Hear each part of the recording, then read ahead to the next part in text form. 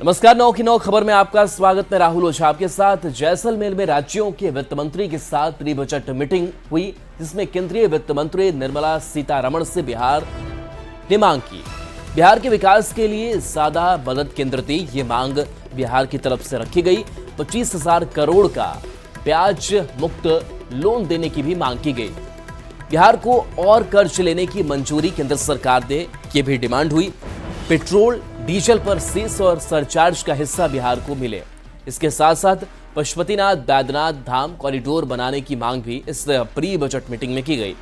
नेपाल सीमा के लदनिया से नवादा तक नई सड़क बने, ये भी मांग की गई। रक्सौल दिघवाड़ा हाई स्पीड कॉरिडोर बनाए जाने की मांग की गई। इसके साथ साथ छपरा से गोपालगंज तक 4 लेन सड़क बने, ये मांग की गई। तो ये कैसी ऐसी डिमांड जो है वो रखी गई इस प्री बजट मीटिंग में। वित्त मंत्री से शैलेंद्र हमारे साथ न्यूज 18 संवाददाता जुड़े हुए हैं। शैलेंद्र, बड़ी उम्मीदें अपनी रखी है बिहार ने, क्या वो लग रहा है कि उम्मीदें पूरी होंगी? क्या क्या डिमांड रखी गई इस प्री बजट मीटिंग में केंद्र से? बिल्कुल, देखिए, यदि प्री बजट की तैयारियों की बात चले तो बिहार सरकार ने कई मांगे की हैं और साथ ही साथ देख लीजिए कि बिजली से लेकर के सड़क और तमाम चीजों तक की मांग की गई है। नेपाल के पशुपतिनाथ से बैद्यनाथ धाम तक नई सड़क बनाने की बात हो, या फिर रक्सौल दिघवाड़ा हाई स्पीड कॉरिडोर बनाने की बात हो, छपरा से गोपालगंज तक 4 लेन बनाने की बात हो, इसके साथ ही परमाणु बिजली घर बिठाने की भी बात हो, और पेट्रोल डीजल पर जो सेस सरचार्ज की वसूली केंद्र सरकार से जो की जाती है, उसमें भी बिहार सरकार को हिस्सा देने की बात की गई है। कई ऐसे प्रमुख बिंदु हैं, कई से मुद्दे हैं जिस पर सरकार ने बात की। और खास तौर पर देखिए, इस बार का जो बजट होगा बिहार सरकार का, वो बिहार सरकार चाहती है कि ज्यादा से ज्यादा बिहार को इसमें लाभ मिले, क्योंकि चुनावी वर्ष है और सारी तैयारियां जो है वो चुनाव के मद्देनजर होनी है। तो बिहार सरकार चाहती है कि सरकार भी जब अपना बजट लाए तो उसमें भी ऐसे बजट हो ताकि सरकार ने जो वादे लोगों से किए हैं वो पूरे किए जा सके। तो सड़क, बिजली से लेकर तमाम बुनियादी सुविधाओं से लेकर के जो टैक्स है उसमें छूट से लेकर तमाम चीजों की डिमांड सरकार की तरफ से की गई है। जी, चलिए, बहुत बहुत शुक्रिया शैलेंद्र इस अपडेट के लिए आपका। और आज से बड़ी खबर है, जहां जैसलमेर में प्री बजट मीटिंग हुई, जिसमें मीटिंग में झारखंड ने केंद्र से बकाया 1.36 लाख करोड़ रुपए की मांग की है। बैठक में वित्त मंत्री राधाकृष्ण किशोर शामिल हुए। केंद्रीय वित्त मंत्री के समक्ष 15 सूत्रीय मांग पत्र को रखा गया। उग्रवाद प्रभावित क्षेत्रों के लिए बंद विशेष पैकेज को दोबारा शुरू करने का आग्रह किया गया। इसके साथ साथ स्वास्थ्य, शिक्षा, सड़क, रेलवे, पर्यटन, ग्रामीण विकास समेत दूसरे क्षेत्रों से मांग पत्र को रखा गया। तो देखिए, झारखंड की तरफ से भी कई मांगे रखी गई है कि इस बजट में केंद्र सरकार की तरफ से बहुत कुछ मिले, लेकिन खास करके जो राज्य सरकार की निगाह है वो अपने बकाये को लेकर के है। लगातार ये कहा जा रहा है कि केंद्र सरकार जो है बकाया 1.36 लाख रुपए जो हैं वो दे दिए जाएं। तो देखिए, बैठक में वित्त मंत्री राधाकृष्ण किशोर शामिल हुए। केंद्रीय वित्त मंत्री के समक्ष 15 सूत्रीय मांग पत्र को रखा गया, जिसमें कई मांगे, खास करके उग्रवाद प्रभावित क्षेत्रों के लिए बंद विशेष पैकेज को दोबारा शुरू करने का आग्रह किया गया। इस प्री बजट मीटिंग में संजय सिन्हा हमारे साथ, न्यूज 18 संवाददाता। संजय, कई मांगे रखी गई इस प्री बजट मीटिंग में केंद्र से, खास क्या मांगे रही? कुल मिला के समझिए कि जो बैठक हुई है कल, वो झारखंड के लिहाज से बेहद अहम बैठक है, क्योंकि आज भी जीएसटी को लेकर आगे सभी राज्यों के वित्त मंत्रियों के साथ केंद्रीय वित्त मंत्री की बैठक होगी। लेकिन कल जो बैठक हुई है उसमें एक तरीके से आम बजट में किस तरीके से झारखंड का ध्यान रखा जाए, वित्त मंत्री ने इस बात पर फोकस किया है और केंद्र का ध्यान जो है इसको लेकर दिलाने की कोशिश की है। सबसे बड़ी बात है कि जो लगातार जो बात आ रही है कि केंद्र का पास जो बकाया है राज्य का 1,36,000 करोड़ रुपए, एक फिर मांग उठाई गई है, बड़े स्तर पर उठाई गई है। एक सरकारी मीटिंग में, कहते हैं ऑफिशियल मीटिंग है, केंद्र राज्य की ऑफिशियल मीटिंग में, जहां खुद वित्त मंत्री बैठी हो, केंद्रीय वित्त मंत्री बैठी हो, राज्य के वित्त मंत्री बैठे हो, अगर इस लेवल पर बकाये की बात उठाई जाती है तो जाहिर है कि राज्य इस बकाये को लेकर कितना गंभीर है। और देखिए, एक तरीके से पूरे राज्य में जितने प्रमंडल है, हर प्रमंडल में जिसकी जिसकी जितनी जरूरतें हैं, खासकर ट्राइबल पर ज्यादा फोकस किया गया है कि ट्राइबल में आप देखें ग्रामीण इलाकों में जो आम जो आदिम जनजाति है जो अपने इलाज में जो औषधि का इस्तेमाल करते हैं उसको एक बड़े लेवल पर उसको पहचान दिलाने की कोशिश की जा रही है और उसी को लेकर के एक जो है मेडिकल कॉलेज और अस्पताल की स्थापना की मांग की गई है। मतलब कि एक औषधि निर्माण को लेकर के संस्थान जो बाकायदा का रिसर्च करे कि वास्तव में आदिवासी इलाज के लिए जिन जड़ी बूटियों का इस्तेमाल करते हैं वो वास्तव में उसका व्यापक इस्तेमाल किस तरीके से हो सकता है। मेडिकल कॉलेज की स्थापना की बात करें, फिर आप सड़क की बात करें, ग्रामीण विकास की बात करें, अलग अलग सेक्टर में ये कहा गया है कि आप राज्य में जो मदद का दायरा है उसको बढ़ाइए। वृद्धावस्था पेंशन में वही बात है कि जो उस पेंशन में जो वर्तमान राशि है उसमें कहा गया है कि महंगाई को ध्यान में रखते हुए अब जरूरत आ गई है कि आप इस तमाम जो पेंशन राशि है उसमें जो केंद्र का जो अंश है उसको बढ़ाया जाए। तो इसी तरीके से आप देखें कि जो बैठक में झारखंड के विकास के अलग अलग सेक्टर्स को जगह दी गई है और उसी की ओर से लगातार जो है मांग उठाई गई है। जी चलिए, शुक्रिया इस अपडेट के लिए संजय आपका। पटना से बड़ी खबर, जहां बिहार बिजनेस कनेक्ट में बिहार को रिकॉर्ड 1.8 लाख करोड़ के निवेश के प्रस्ताव मिले। 1.8 लाख करोड़ के निवेश प्रस्ताव पर हस्ताक्षर किया गया। खाद्य प्रसंस्करण उद्योग में 70 कारखाने का प्रस्ताव रखा गया। खाद्य प्रसंस्करण में 13,663 करोड़ के निवेश का प्रस्ताव रखा गया। शहरी ढांचागत विकास और निर्माण क्षेत्र में 5,566 करोड़ के निवेश से 142 निर्माण इकाइयां लगेंगी। Sun Petrochemicals, Adani group, NHPC, SLMG, बरवेज, श्री सीमेंट और हल्दीराम ने निवेश में अपनी रुचि दिखाई।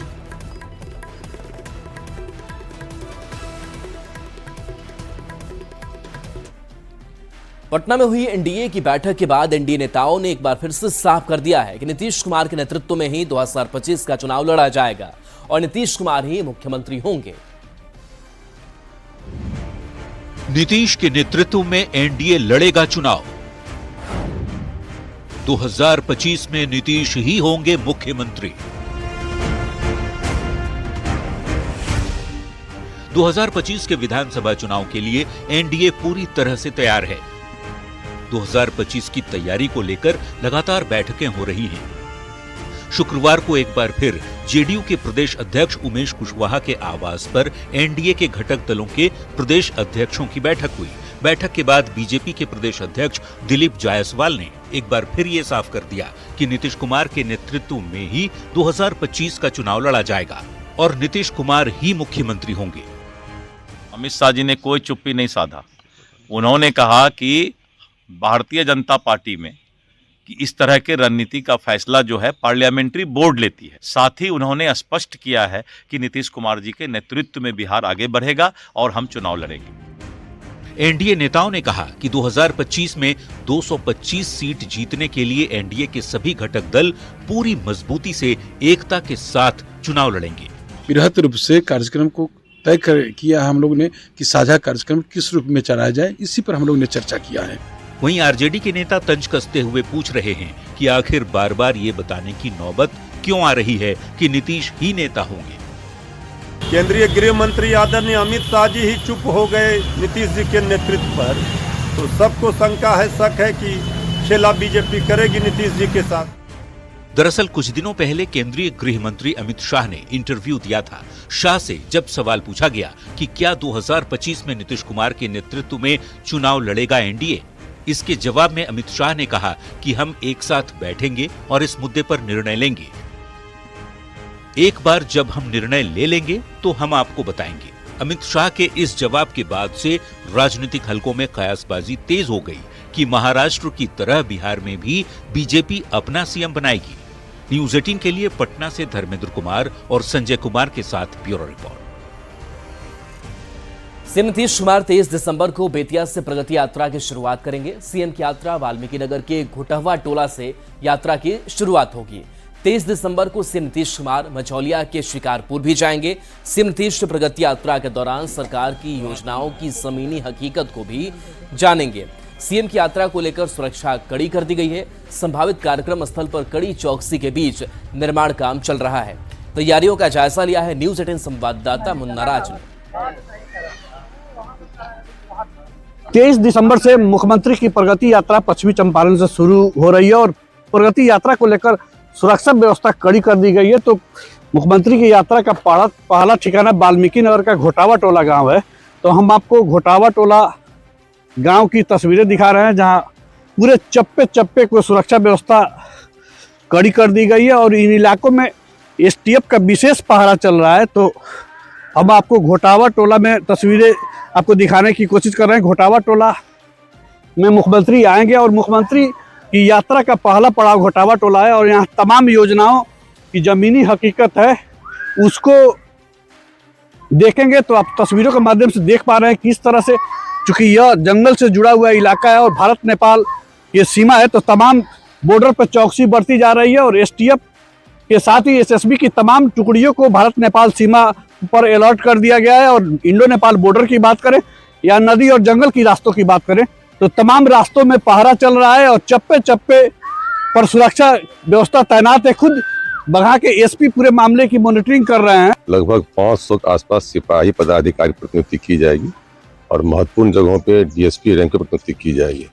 और जब से निर्माण कार्य चल रहा है तब से प्रतिदिन एसटीएफ की टीम आती है और जांच करके जाती है। प्रशासनिक तैयारियां की जा रही है। आप देख रहे हैं कि सब हेलीपैड का निर्माण हो रहा है, सुरक्षा के कड़े बंदोबस्त हैं। इसके साथ ही ग्रामीणों का कोई डिमांड तो नहीं है, कोई प्रॉब्लम तो नहीं है, उसके बारे में समझी जा रही है।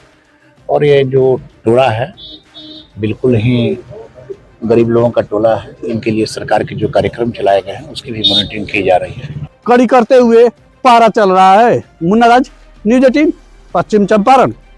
और वैशाली से बड़ी खबर है, जहां साइकिल कारोबारी को अपराधियों ने गोली मार दी है। मॉर्निंग वॉक पर निकले कारोबारी को गोली मार दी गई है। मोबाइल छीनने का विरोध करने पर गोली मारी गई है। बाइक सवार 3 अपराधियों ने गोली मारी है। चांदनी चौक के पास की घटना सामने आई है। तो इस वक्त की बड़ी खबर वैशाली से आप तक पहुंचा रहे हैं, जहां साइकिल कारोबारी को अपराधियों ने गोली मार दी है। मॉर्निंग वॉक पर निकले कारोबारी को गोली मारी गई है। इलाज के लिए अस्पताल में भर्ती कराए गए। बाइक सवार 3 अपराधियों ने इस वारदात को अंजाम दिया है। चांदनी चौक के पास की घटना सामने आई है। आरएसएस के सरसंघचालक मोहन भागवत ने मंदिर मस्जिद विवाद पर चिंता व्यक्त करते हुए कहा कि हर दिन एक नया मामला उठाया जा रहा है जो ठीक नहीं है। मोहन भागवत के बयान के मायने नेता अपनी अपनी सुविधा के अनुसार निकाल रहे हैं।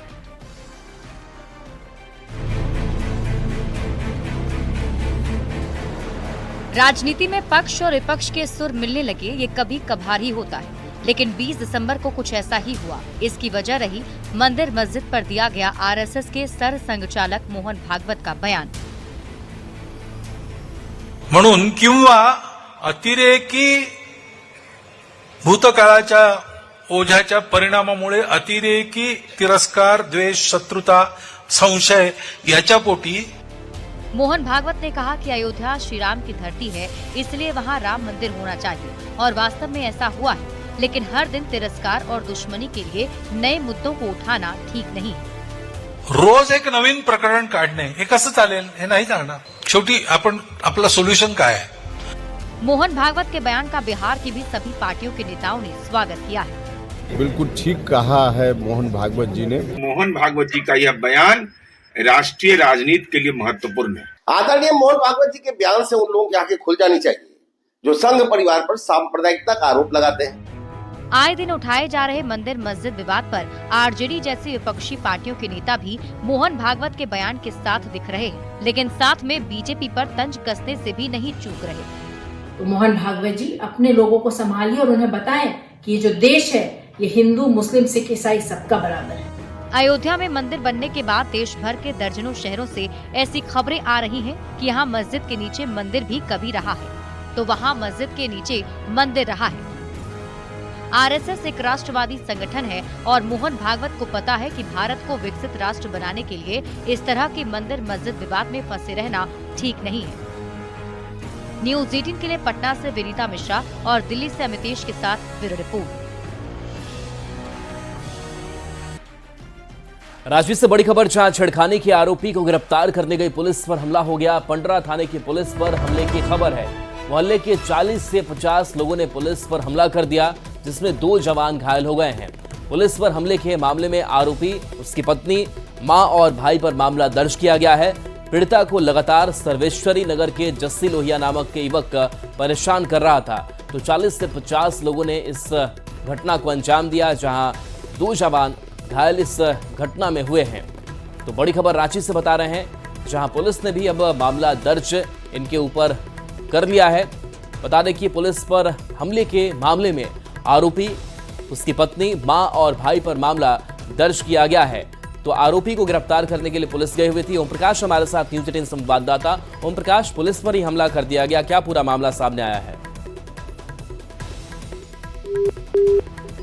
मामले को लेकर जो 15 OP में एक शिकायत दर्ज कराई गई थी, जिसके बाद मामले में आरोपी की गिरफ्तारी को लेकर पुलिस की टीम पहुंची है। हालांकि आरोपी को जैसे ही जीप पे बैठाया जाता है, उसके बाद जो घर वाले होते हैं और उसके साथ ही अन्य करीब 30 से 40 लोगों का बताया जा रहा है कि अज्ञात वहां पहुंचते हैं और पुलिस की वाहन पर हमला करते हैं। इस पूरे हमले में एक पुलिसकर्मी भी घायल हुए हैं, जिनका इलाज जो है वो सदर अस्पताल में कराया गया।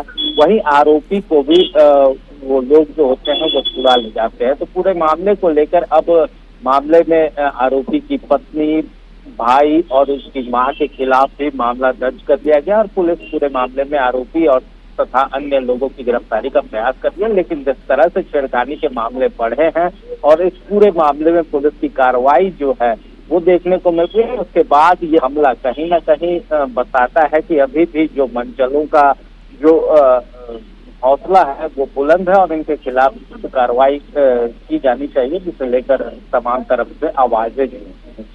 चलिए, शुक्रिया ओम प्रकाश इस अपडेट के लिए आपका।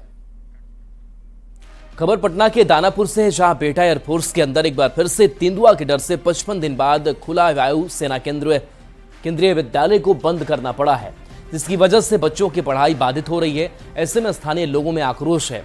दरअसल बेटा में वायुसेना केंद्रीय विद्यालय तेंदुआ के आने की दहशत में बीते 25 अक्टूबर से बंद पड़ा था। यहाँ के 1100 से ज्यादा बच्चों की पढ़ाई बाधित थी। बच्चों के भविष्य को देखते हुए करीब 55 दिन बाद स्कूल को दोबारा खोला गया, लेकिन उसी दिन क्षेत्र में फिर तेंदुआ देखा गया। इसके कारण अगले दिन से स्कूल को फिर से बंद कर दिया गया। विद्यालय फिर से बंद हो जाने से बच्चों के साथ साथ उनके अभिभावकों की भी परेशानी बढ़ती जा रही है। वैसे बच्चे जिन्हें इस बार 10वीं और 12वीं की बोर्ड परीक्षा देनी है, उनके सामने संकट ज्यादा है। अमरजीत शर्मा हमारे साथ न्यूज 18 संवाददाता। अमरजीत, स्कूल खुला लेकिन तेंदुए की दहशत, फिर से स्कूल बंद करना पड़ा, किस तरीके की परेशानी? देखिए, परेशानी खास करके उन बच्चों को हो जो 10th और 12th का एग्जाम देने वाले हैं, उनको खास करके ज्यादा परेशानी हो रही है। हालांकि स्कूल प्रशासन ने ऑनलाइन पढ़ाई की व्यवस्था की है, लेकिन 55 दिनों से बंद खोला गया तो तेंदुआ का एक बार फिर हलचल दिखाई दिया और उसके बाद फिर से बंद करना पड़ा। तो ये प्रशासन के लिए भी जो है मुंह पर तमाचा है, क्योंकि 55 दिनों से ज्यादा का समय हो चुका है और जो जिला प्रशासन है, जो वन विभाग है, वो अभी तक तेंदुआ को पकड़ नहीं पाई है। कई एक बार तेंदुआ देखा गया है, एयरफोर्स के जो गश्ती दल होते हैं वो देखते हैं, लेकिन वो पकड़ नहीं पाते हैं। लेकिन जिला प्रशासन ने जो पकड़ने की बात की थी वो अभी नहीं पकड़ पाई है। घना जंगल है, बड़ा एरिया है, जो एयरफोर्स का एरिया है, कई जगह जंगल है, वहाँ तेंदुआ छुप कर रहता है। लेकिन जो वन विभाग है उसने कहा था कि जो है हम इसे जल्द पकड़ेंगे, लेकिन अभी तक नहीं पकड़ पाने की वजह से खास करके केंद्रीय विद्यालय के छात्रों को ये परेशानी उठानी पड़ रही है। लोग आक्रोशित हैं इस बात से कि उनके बच्चों की पढ़ाई बाधित हो रही है। ऑनलाइन पढ़ाई में जो पढ़ाया जाता है उसमें समझ में और जो स्कूल में बुलाकर पढ़ाया जाता है उसके समझ में अंतर होता है। इस वजह से अभिभावक भी परेशान हैं और इस बात से प्रशासन से मांग कर रहे हैं कि जो है तेंदुआ जल्द से पकड़ा जाए और सुचारू रूप से केंद्रीय विद्यालय चल सके। जी चलिए, शुक्रिया अमरजीत इस अपडेट के लिए आपका। खबर अररिया से है, जहां का एयर क्वालिटी इंडेक्स काफी खराब हो गया है। पूरे शहर के कचरे को यहां डंप किया जा रहा है और आग लगाई जा रही है, जिससे इंसान और पशु भी वायु प्रदूषण के शिकार होते नजर आ रहे हैं। स्थानीय लोगों ने नगर परिषद कर्मी पर कचरे में आग लगाने का आरोप लगाया है। नगर परिषद के सहायक लोक स्वच्छता पदाधिकारी ने आरोप को गलत बताया है। दम घुट रहा है, सांस लिया नहीं जा रहा है, ऐसा स्थिति है यहाँ का। आने जाने में डेली का जाना आना है, लेकिन बहुत दम घुट रहा है, बहुत ज़्यादा दम घुटता है। सब कचरा यहीं फेंका जाता है, यहाँ कचरा का तो गड्ढा है ही नहीं। अब क्या है नगर परिषद का जला भी दिया जाता है। हाँ, जला दिया जाता है, आग लगा दिया जाता है, सब आदमी मरेगा, बहुत छोड़ दिया जाता है। और उसको बताया भी जाता है कि गांव के यहाँ जो बगल में बिन टोला है, वहाँ का स्थानीय लोग भी बताया कि यहाँ कचरा मत फेंकिए या जलाइए, लेकिन फिर बार बार आके बस वही लोग गिराता भी है, जलाता भी है, वही लोग जला के चला जाता है। बताइए पूरा प्रदूषण है, इधर से हवा आता है तो उधर जाता है, इधर का हवा आता है तो उधर जाता है, पूरा तंग हो गए हैं ये कचरा से पूरा। बताइए कितना दूषित चीज़ है ये। तो देखिए, ये नगर परिषद जो कचरा जहाँ पे डंप कर रहा है, वहाँ पे कुछ लोगों के द्वारा आग लगाया जा रहा है। मेरे संज्ञान में भी इस बात को लाया गया है, तो हम इसको जल्द से जल्द कार्रवाई करेंगे ताकि लोगों को राहत मिले और लोगों में जागरूकता फैलाने का भी काम करेंगे ताकि लोग इस तरह कचरे पर आग न लगाएं, ताकि एयर क्वालिटी इंडेक्स भी ठीक रहे और लोगों को अच्छा स्वच्छ वातावरण भी मिले। और मौसम से जुड़ी खबर है, जहां बंगाल की खाड़ी में बने लो प्रेशर का झारखंड में असर है। बादल के कारण राजधानी का न्यूनतम पारा भी चढ़ा है। कांके में आज का न्यूनतम पारा 11 डिग्री पहुंच गया है। ज्यादातर जिलों का न्यूनतम पारा 10 डिग्री के आसपास है। 23-24 दिसंबर को रांची समेत कई जिलों में बादल छाए रहेंगे। मौसम विभाग ने अलर्ट भी जारी किया है।